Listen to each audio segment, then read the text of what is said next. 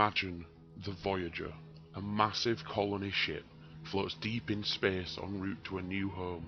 Its passengers are diverse and optimistic about their future in the far System 78, until the ship accidentally crosses into the ominous Bootes Void, a region of space avoided as those who look upon its darkness never return.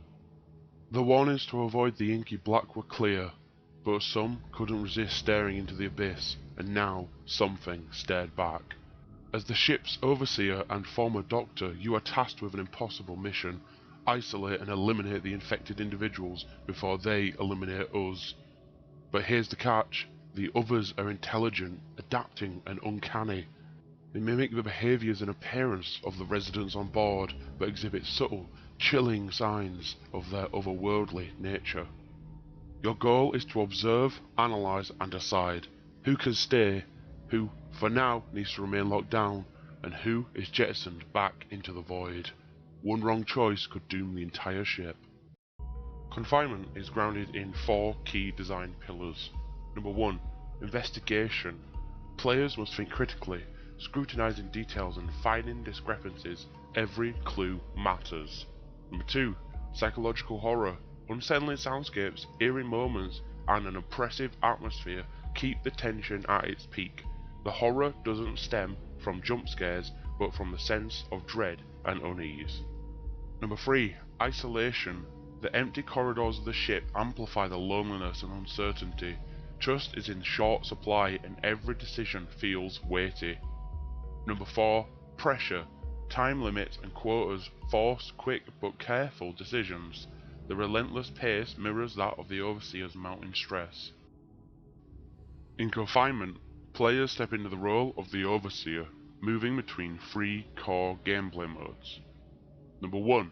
Observation mode. Walk the ship's deck, gaze through the one-way glass and monitor residents. Each individual has a detailed profile, including appearance such as their hair colour, clothing or distinguishing features, their personality traits such as hobbies, routines or quirks, and their profession and lifestyle, their salary, job duties and daily behaviours. Look for signs of anomalies, odd behaviours, inconsistencies in their records, or chilling moments of inhumane action. Number 2. Analysis mode. Back in your office, sift through the collected data, build profiles, connect the dots, and piece together the puzzle of who is behaving unnaturally. You'll have to fill in the gaps, however. Lacking a keen eye, you might have to trust your gut.